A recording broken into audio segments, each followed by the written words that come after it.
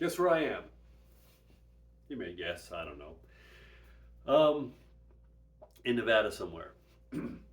What is cognitive dissonance? Well, it means a couple of different things, but generally speaking, it has to do with the way we think, our minds, psychologically, what happens to a person when they're presented with evidence or different truths or different beliefs that go against their own.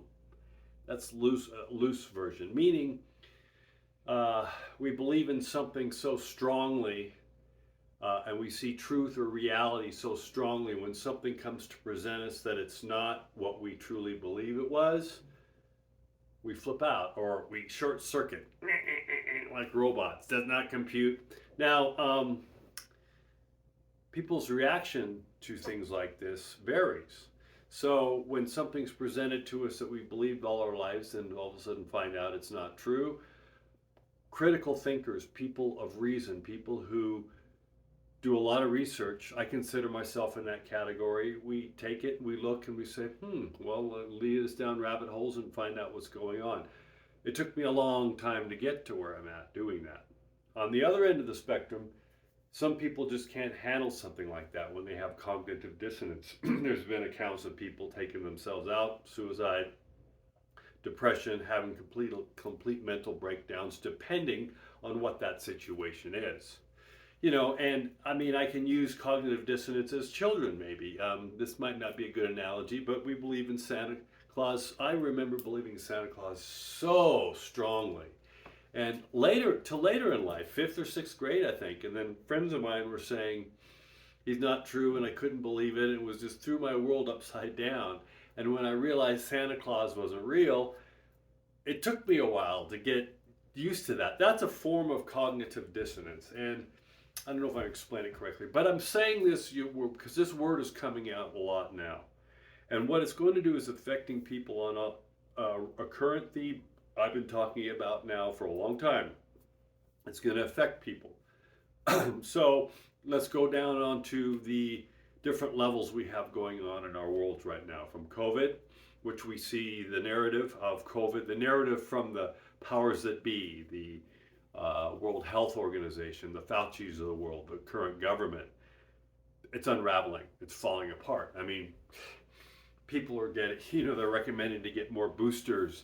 I mean, this is the thing. If you've had 2 shots and 4 boosters or wherever they are now and you're still getting COVID, somewhere along the line up here in the noggin, you're going to start to think, you would think, your brain's going to start to say, wait a second, this might not be working very well. These are sort of things going on. So the narrative's unraveling on that. The Twitter files that are coming out, the things going on around the world with elections, with people and the energy, with also many things that I've talked about. It's changing the narrative of what we've been told for years, sometimes decades. People are looking at this and going, uh-oh, what's going on? And many people are going down that rabbit hole. They're doing the research. They're seeing what's going on.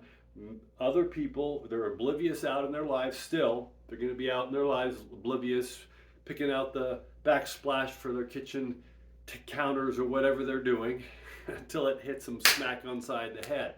So back to cognitive dissonance. The truth, what we perceive as the truth, may not be the truth on so many levels. And it's happening now.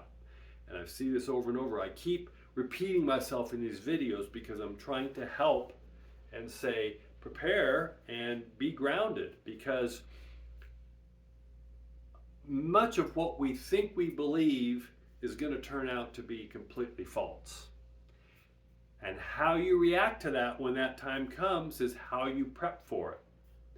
Don't get caught off guard. I've said that for a long time. So it goes back to cognitive dissonance. This could be from our government to religion to science to health to everything. And again, I use an example of when I lived my whole life in Los Angeles, and I was I did triathlons and stuff, but I was old school nutrition. I believed the government, what they said about sugar and that, grains and fat's bad and all that. And when I got into teaching my true holistic nutrition about 15 years ago, when I realized that a lot of what the government was telling me was a lie, it took me aback. But after the initial shock, started going down rabbit holes and learning that sugar's bad and that saturated fat's okay for us, and we've proven it, and millions of people like me know this already.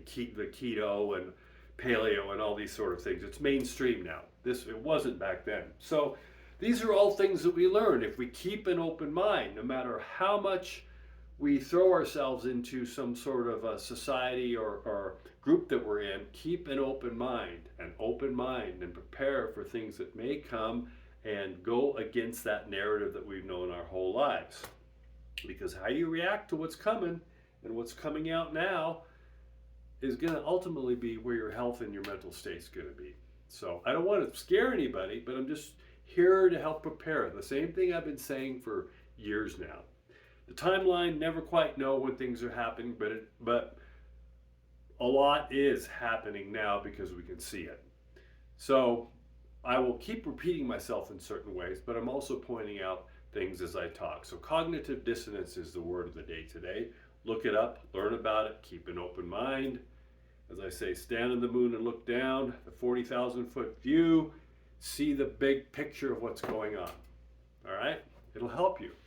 Talk soon.